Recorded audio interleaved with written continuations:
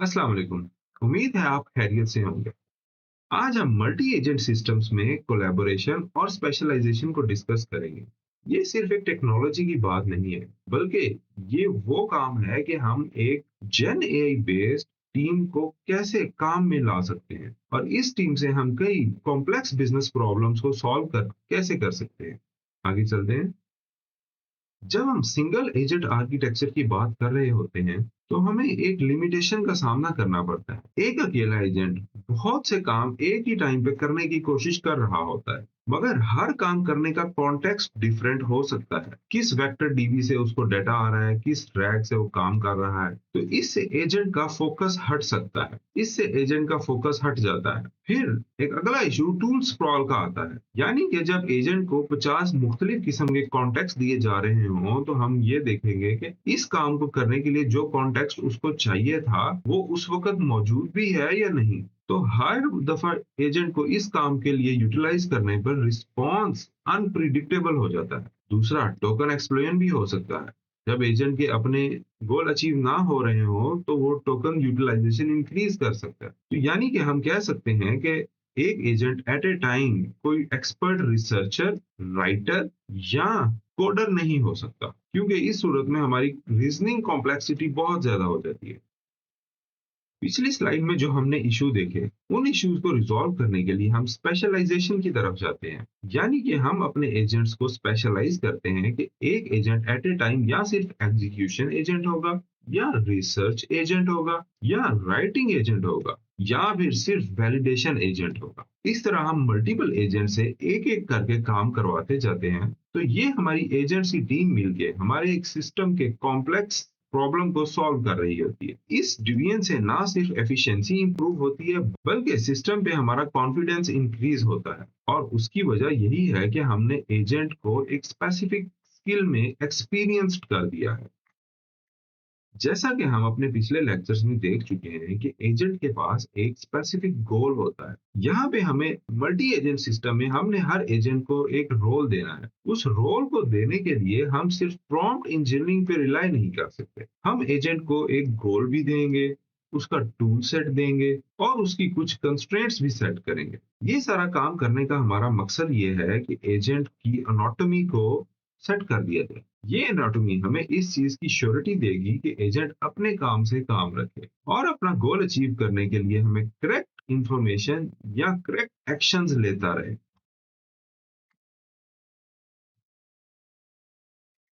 इसकी एग्जाम्पल के तौर पर हम रिसर्चर एजेंट और वैलिडेटर एजेंट को देखते हैं। रिसर्चर एजेंट का काम सिर्फ प्राइमरी सोर्स ऑफ इंफॉर्मेशन इकट्ठा करना है। इसके लिए वो कुछ टूल्स यूज कर रहा होता है और उसकी कंस्ट्रेंट ये होती है कि उसने सिर्फ इंफॉर्मेशन इकट्ठी करनी है, ना कि उसने कोई रिजल्ट निकाल के देना है। दूसरी तरफ वैलिडेटर एजेंट जो है, उसका काम करेक्टनेस को इवेल्युएट करना होता है। इस काम के लिए भी वो कुछ टूल यूज कर रहा होता है, मगर वैलिडेटर एजेंट ने हमें सिर्फ ट्रू या फॉल्स, यानी कि सिर्फ दो दो अल्फाज में आंसर करना होता है। या तो जो रिजल्ट दूसरे एजेंट्स ने निकाला है वो सही होगा या गलत होगा। वैलिडेटर एजेंट ने रिसर्चर का काम नहीं करना और रिसर्चर एजेंट ने वैलिडेटर का काम नहीं करना। इससे हमारे सिस्टम में ट्रांसपेरेंसी इंप्रूव होती है। मल्टी एजेंट सिस्टम में एजेंट सबसे पहले आपस में एक ग्रुप चैट के थ्रू कम्युनिकेट करना शुरू करते हैं। इसे हम शेयर्ड मेमोरी स्पेस भी कह सकते हैं। ये प्रोसेस वैसे तो बहुत फ्लेक्सिबल और डायनामिक है, मगर जैसे अगर हम 8 या 10 लोगों का ग्रुप बैठा हो और हर कोई आपस में बात कर रहा हो, तो उस जगह पे भी शोर बहुत ज्यादा होगा। तो यहाँ पे भी ये खतरा हो सकता है कि एजेंट जो इंफॉर्मेशन बाकी एजेंट्स के पास है, उसको गलत इस्तेमाल ना कर लें। उस गलत इंफॉर्मेशन इस्तेमाल करने की वजह से एजेंट हमारे डीरेल हो सकते हैं, यानी कि गोल अचीवमेंट के फेलियर की तरफ जा सकते हैं। एजेंट की आपस की कम्युनिकेशन का अगला मॉडल हायरार्कियल मॉडल है। इसमें एक ऑर्गेनाइजेशन की तरह मैनेजर एजेंट होता है, जो कुछ वर्कर एजेंट्स को टास्क डेलीगेट कर रहा होता है। ये एक स्ट्रक्चर्ड मॉडल है। इसमें हमें अपने रिजल्ट्स कंट्रोल करना इजी हो जाता है और प्रिडिक्टेबल रिजल्ट्स अचीव करना इजी हो जाता है। हम कह सकते हैं कि एंटरप्राइज लेवल के टास्क को सॉल्व करने के लिए ये एक अच्छा मॉडल है।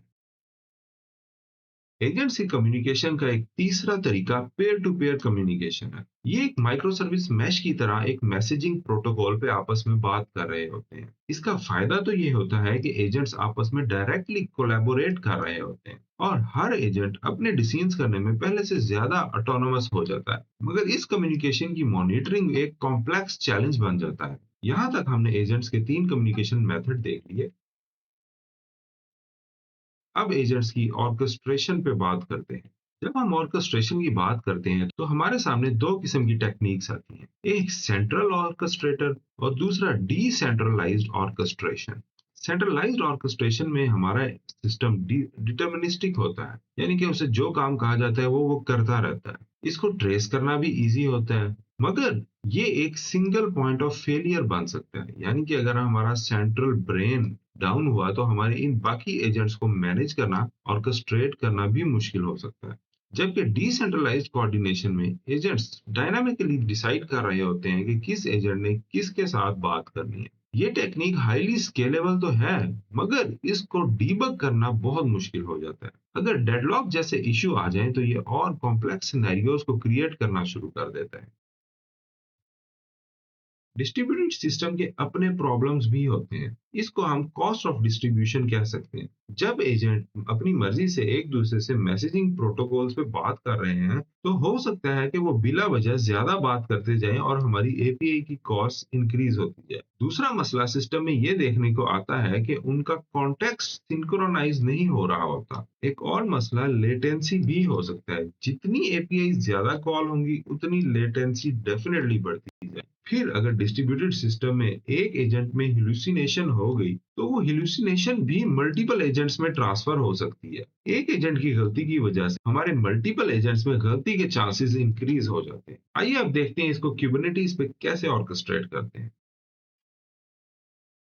ऑर्केस्ट्रेशन के कुछ इश्यूज हमने पिछली स्लाइड्स में देखे। अब हम बात करते हैं कि क्यूबरनेटिस पे हम एजेंट ऑप्स को कैसे डिप्लॉय कर सकते हैं। फॉर एग्जांपल हमारे पास कुछ रिसर्च एजेंट है और कुछ राइटर एजेंट है। वेब स्क्रैपिंग के लिए हमारे रिसर्च एजेंट को जरा ज्यादा काम करना पड़ता है, तो हम इन पॉड्स को डिप्लॉयमेंट के थ्रू स्केल अप कर सकते हैं। तो हुआ ये कि हमारे रिसर्च एजेंट के पास ज्यादा रिसोर्सेज आ गए और वो अपना काम ज्यादा अच्छे तरीके से कर सकता है। इस स्केल अप के डिसीजन को हम क्यू डेप्थ की बेस पे डिसाइड करवा सकते हैं और इसका फायदा ये हुआ कि हमें ट्रेडिशनल सिस्टम्स में पूरे सिस्टम को अपस्केल नहीं करना पड़ा। सिर्फ हमने स्पेसिफिक पॉड्स को या डिप्लॉयमेंट्स को स्केल किया। हमारा सिस्टम वेल ऑप्टिमाइज्ड वे में काम करता है और इसका फायदा ये हुआ कि जो बॉटलनेक रिसोर्सेज बॉटलनेक्स थे, हमने उसको ओवरकम कर लिया।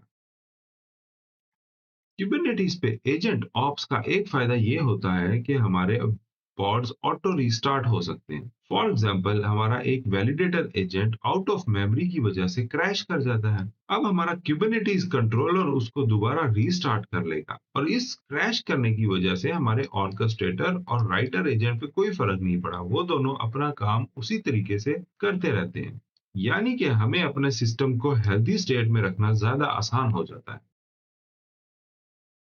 एक कंप्लीट प्रोडक्शन इकोसिस्टम में हम देखते हैं कि मैनेजर एजेंट अपने वर्कर एजेंट से जीपीआरसी प्रोटोकॉल पर बात कर रहा होता है। ये तमाम एजेंट्स अलग अलग क्यूबरनेटिस नोड पे हो सकते हैं। यहाँ पे एक स्टेट ऑफ आर्ट सिस्टम के तौर पे क्यूबरनेटिस और डेटा फ्लो दोनों इकट्ठे काम कर रहे होते हैं, जिससे एक स्ट्रॉन्ग इंफ्रास्ट्रक्चर बनता है और हम लार्ज स्केल पर इसे डिप्लॉय कर सकते हैं। डिस्ट्रीब्यूटेड सिस्टम की डिप्लॉयमेंट्स में यहाँ पे एक बड़ा चैलेंज सिस्टम की ओपेसिटी है। यहाँ पे इस चीज को समझने की जरूरत है कि जब सिस्टम फेल होता है तो हम उसकी रूट कॉज कैसे निकालेंगे कि किस एजेंट ने कहाँ पे गलती की और उस वजह से ये मसला आया। हम अपने अगले लेक्चर में ऑब्जर्वेबिलिटी, रीजन ट्रेसिंग और डिस्ट्रीब्यूटेड एआई की डीबगिंग को देखेंगे, ताकि हम अपने सिस्टम को ज्यादा रिजिलियंट और ट्रांसपेरेंट बना सकें।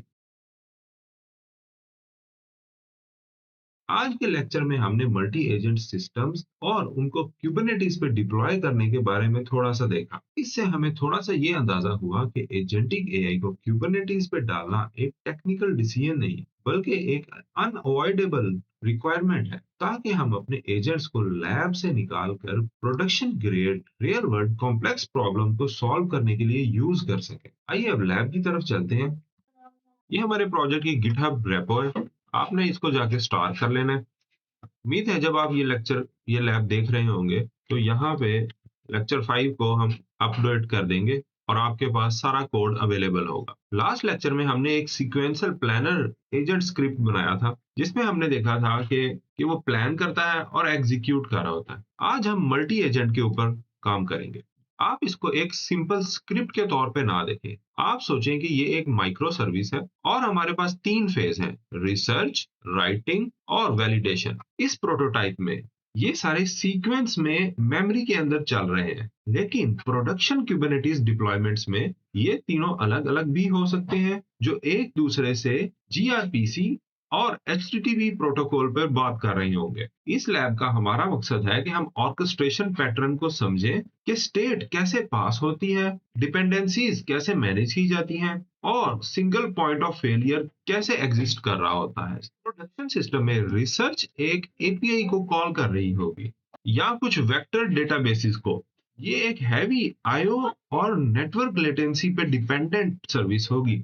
रिसर्च की आउटपुट जो है वो हमारे राइटिंग फेज की इनपुट होगी और ये इसमें कॉन्टेक्स्ट बन जाएगा। वैलिडेशन फेज एक क्वालिटी गेट के तौर पे काम कर रहा है। ये कुछ कंटेंट जनरेट करता है और उस पॉलिसी को इन्फोर्स कर रहा होता है। प्रोडक्शन में ये वो जगह है जहां पे आप कंप्लायंस दे रहे होंगे, सिक्योरिटी स्कैनिंग कर रहे होंगे और फैक्ट वैलिडेशन कर रहे होंगे किसी भी रीजन को आगे यूजर तक पहुंचाने के लिए।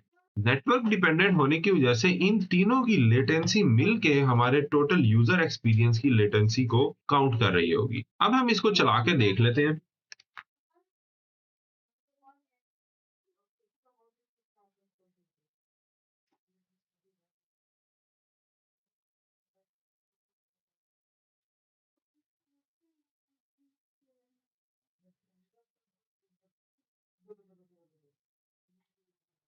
हमने मल्टी एजेंट का एक गोल रख दिया। उसने सबसे पहले रिसर्च की और रिसर्च की आउटपुट को पास किया।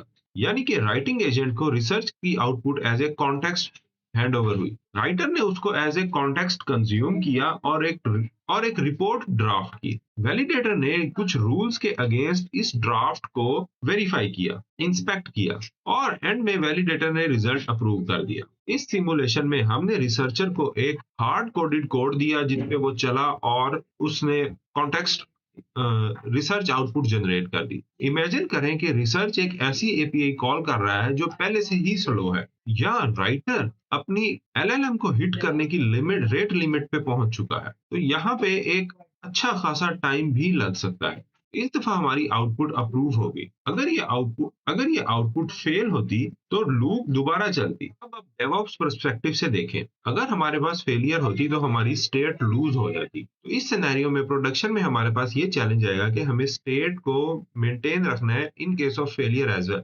लेटेंसी, जितनी एपीआई ज्यादा कॉल हो रही होंगी उतनी लेटेंसी बढ़ती जाएगी। हर टाइम हमें रिसर्चर, राइटर और वैलिडेटर के सेम नंबर ऑफ पॉड्स नहीं चाहिए। हो सकता है रिसर्चर के लिए हमें 10 और राइटर के लिए सिर्फ 2 पॉड ही चाहिए हो। तो इसकी स्केलेबिलिटी को भी हमें डिसाइड करना है कि कैसे हम इसको स्केल करेंगे। तो हो सकता है हमें यहाँ पे एसिंक्रोनस क्यू जैसा कि रैबिट एमक्यू जैसी चीजों को इंट्रोड्यूस करना पड़े। प्रोडक्शन में वैलिडेट हम सिर्फ एक प्रिंट स्टेटमेंट से नहीं कर सकते, बल्कि वहां पे हमें हर एक स्टेप की डिस्ट्रीब्यूटेड ट्रेसिंग चाहिए होगी, जो शायद हम ओपन टेलीमेट्री से कर सकते हैं। हमारे पास सिंगल ट्रेस आईडी होगी जो इन तीनों सिनेरियोज को कवर कर रही होगी, ताकि हम विजुलाइज कर सकें कि एग्जैक्टली लेटेंसी किस जगह से आ रही है, रिसर्च लूप या जनरेशन से।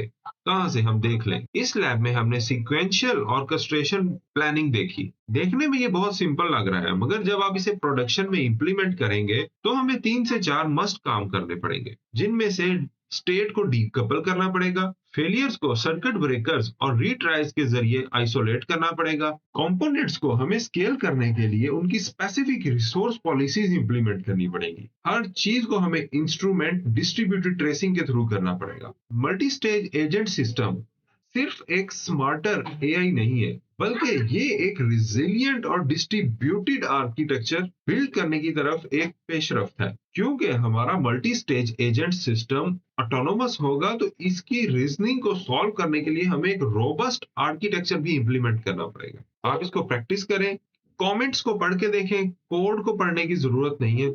नेक्स्ट लेक्चर में मिलते हैं। अल्लाह हाफ़िज़।